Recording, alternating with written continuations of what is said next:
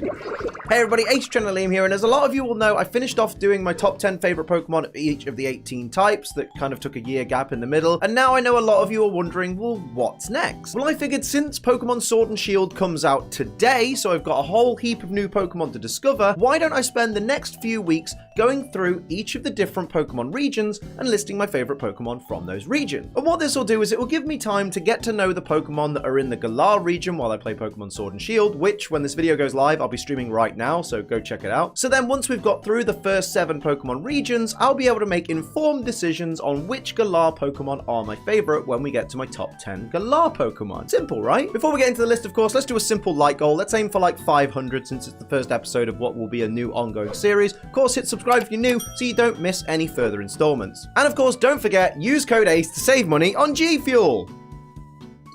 Today's is Battle Juice, which is pineapple flavor, and it's really good. Go get some, code ACE. But without further ado, here are my top 10 favorite Kanto Pokemon. Number 10, Electrode.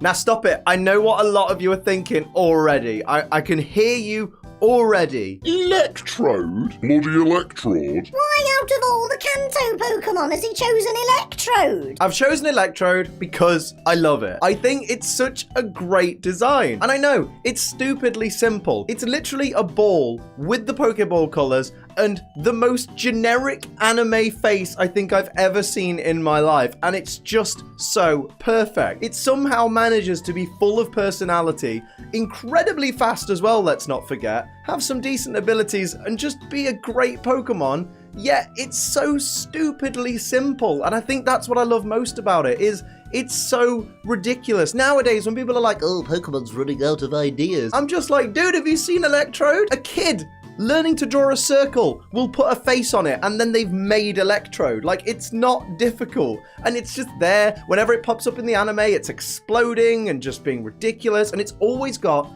that shit-eating grin, and it's perfect. Electrode is fantastic, and I will not have anyone say otherwise. Number 9, Dragonite.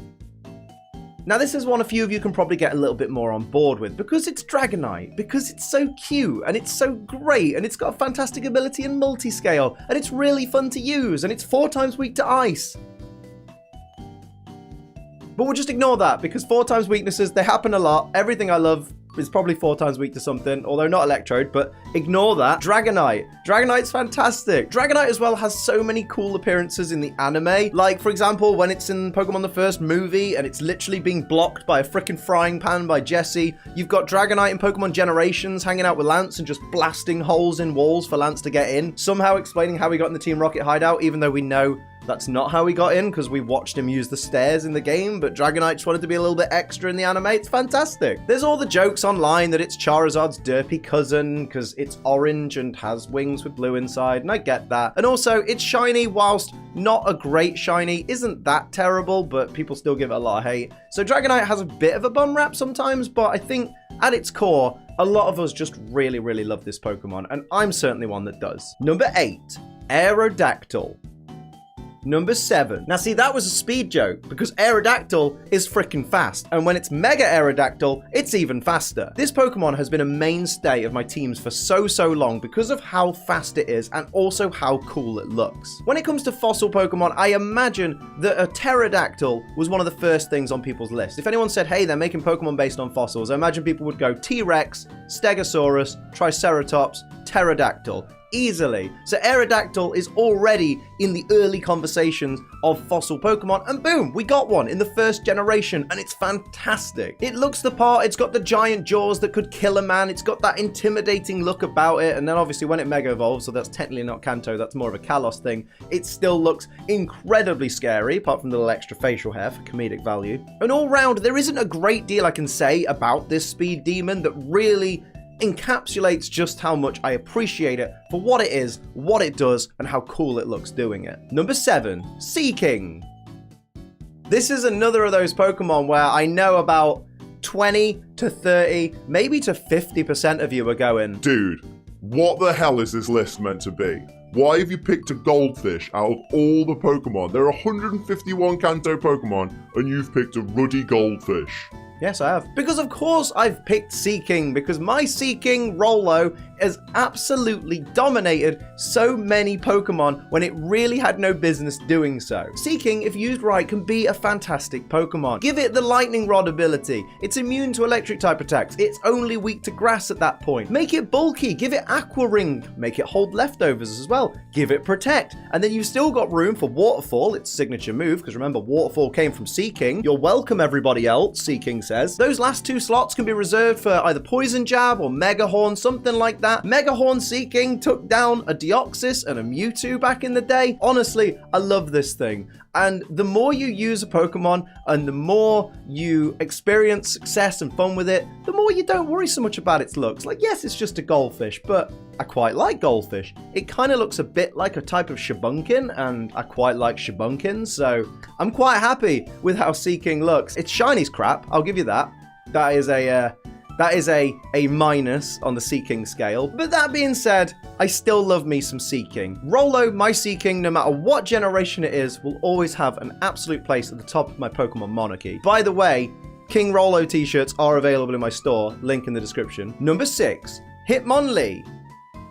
Now, at one point in time, lo and behold, years and years ago when I was younger, Hitmonlee was one of my absolute favorite Pokemon. Now, granted, we only had 151 Pokemon, so it was easier to believe back then. But for a long, long time, I was really entranced by Hitmonlee. I don't normally like humanoid Pokemon, they don't really resonate with me, but for Hitmonlee, it looked more alien than humanoid to me, because obviously it's like a torso without a head, but with eyes in it, and that kind of makes it less humanoid for me, because I don't know many humans that don't actually have heads. And I always just found that it looked really intimidating and just so cool all at the same time. And then fast forward to the present day, or at least the more recent past, and I learned that it gets Fake Out, it gets the Unburden ability, you could throw a normal gem on it or a Focus Sash to trigger the ability once that's used up, and then boom, your speed's doubled so you can start high jump kicking everything to high hell. It's really, really fun to use. Not to mention Hitmonlee is like the easiest nickname I've ever given a Pokemon. Number 5,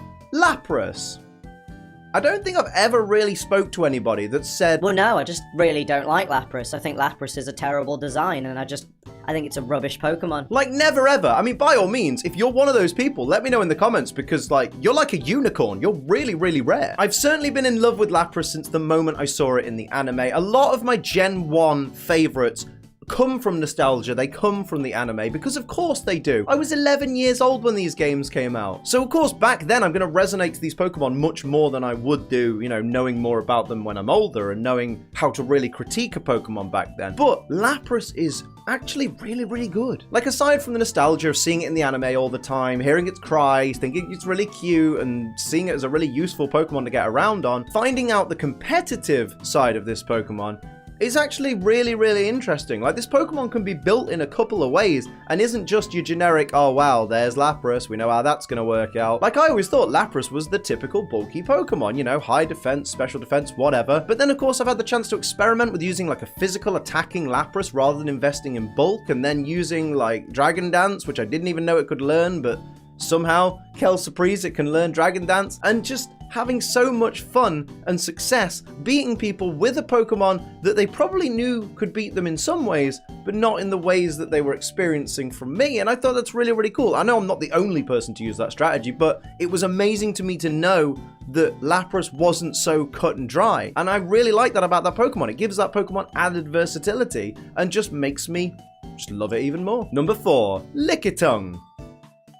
Now, for years and years, I convinced myself that I didn't really like Lickitung. Like, it's almost like nostalgia working in the wrong way. Instead of looking back and thinking, oh wow, I always used to love that Pokemon as a kid, I look back and I think, wow, I hated that Pokemon as a kid. I thought it was stupid, I thought it looked weird, I hated its long tongue, I thought it was disgusting and all that. But then as I've grown older and in more recent years looked back at Pokemon that I previously didn't like, I look at Lickitung and I just think, it's really cute. Like, it's a really cute Pokemon. And especially in like Pokemon Let's Go Pikachu and Eevee, where you can have a Lickitung literally just bounding after you as your partner Pokemon. It's really, really cute, and I really, really like it. Not to mention, its yellow shiny is absolutely beautiful. It's currently my favorite shiny Pokemon because, like, It's just so incredible to look at. And although it's not great from a battle perspective, like Eviolite Lickitung isn't that great, even though it does learn like a wide variety of moves, like a Thunderbolt and Ice Beam and Flamethrower. It's not particularly offensively viable. It's not a great Pokemon to use. There are so many other normal types that outclass it. But Lickitung is slowly but surely climbing up the ranks of my favorite Pokemon, and I wouldn't be surprised if one day it gets to at least the second slot. It'll never beat number 1, but it's certainly going to get close. Like, genuinely, I really like it that much. Number 3, Blastoise. Now this one, I'll hold my hands up and say this is very much steeped in nostalgia, and I'm sorry, but hear me out. If it wasn't for Blastoise gracing the cover of Pokemon Blue, I don't know if I'd have cared about Pokemon. I don't know if I'd had enough interest in wanting to get that game for Christmas if I hadn't seen Blastoise on the box and been like, Mom, Dad, that's the game that I want for my Game Boy.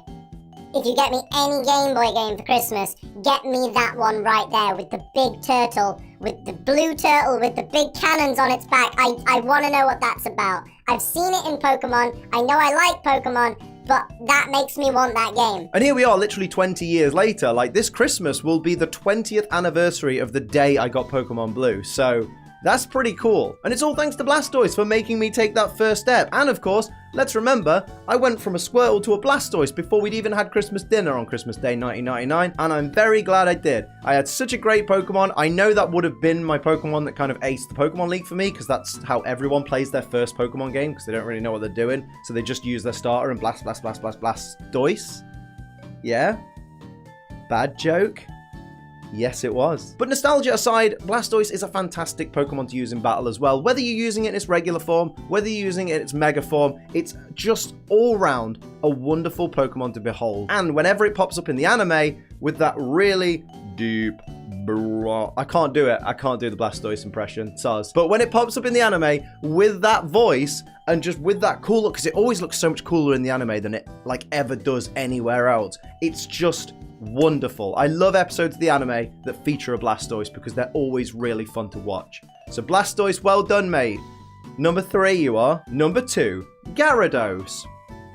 Right, first off, don't tell me it should have been a dragon type. It shouldn't be a dragon type. It's not based on a dragon. It's based on a kite that's based on a dragon. Kites aren't dragons. But in terms of why I like it, I like Gyarados because what's not to like? Apart from the 4 times weakness to electric. Yeah, apart from that, what's not to like? This Pokemon looks incredibly cool. It looks incredibly intimidating. And oh, lo and behold, it can have Intimidate. It can have Moxie. And everybody knows Moxie's like my favorite ability in all of Pokemon. I love me some Moxie. And then of course it's got that beautiful fairy tale story behind it where it starts off as nothing, a minuscule piece of useless garbage, and then slowly but surely it tirelessly works to evolve into this wonderful destructive force, which we're still trying with this channel. Hit subscribe. We'll get there one day. We're still a Magikarp right now, but one day we'll be a Gyarados with your help. Help me, so I can keep doing this, so you guys can keep watching this. What was I on about?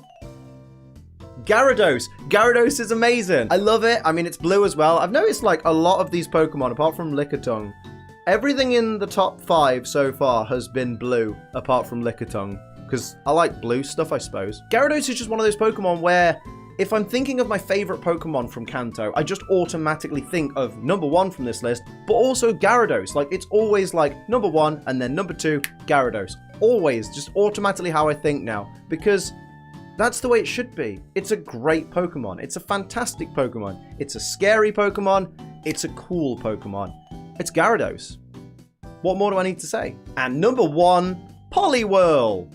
Of course it's Poliwhirl. Poliwhirl's been my favorite from the get-go. Poliwhirl is the be-all and end-all to my Pokemon world. Poliwhirl just, to me, can be so cute, can be so cool, can be so fun, can be so interesting. Ain't so great in battle, but I don't care about being so great in battle because personally myself, like, I can be cute when I want to be. I can be cool when I want to be. I can be funny when I want to be. I can be interesting when I want to be. But get me in a fight and I'm fucking useless. So I really resonate with this particular Pokemon character, don't I? But it ticks all the boxes for me. It's a simple design that works so effectively, somehow turns out to be cute. It's blue. It's got a great shiny as well. I know a lot of people are like, Ugh, it just changes to another blue. but for me, I like that. I like that it just becomes a brighter version, a shinier version, if you will. At this point, Poliwhirl is a Pokemon that I find quite synonymous with myself. A lot of people will think of me and they'll think of Poliwhirl, or some people will see a Poliwhirl and they'll think of me. And thank you to all the people, by the way, that catch Poliwhirl in their games or in Pokemon Go, and they tweet me a picture of their Poliwhirl, and it's either called Liam or it's called Aqua Ace, if anyone remembers that. And just, it's really nice, it's really heartwarming, and it's really, really cool. I just love getting stuff like that. I love that you guys now relate Poliwhirl to me a little bit. That's kind of nice, I appreciate that. So me and Poliwhirl are kind of like in sync now. We're kind of like this, you know, we're inseparable. And I don't see that changing anytime soon. There hasn't been a new Pokemon yet that has taken my attention away from Poliwhirl. There's no new Pokemon that's kind of captivated me the way that Poliwhirl did all the way back in 1999. 20 years later, still no signs of it dropping from the top spot, but who knows what will happen in the future. All I know is, for the meantime, Poliwhirl is still going to be my absolute favorite Kanto Pokemon. So that'll do it for my top 10 Kanto Pokemon. Let me know in the comments what your top 10 Kanto Pokemon are. Like this video if you enjoyed and hit the subscribe button. If you'd like to support the channel like these lovely people down here do, pledge to my Patreon. It's patreon.com/AceTrainLiam. And save yourself some money on GFUEL. Use code ACE when you check out. But until next time, I'm AceTrainLiam. Keep on training.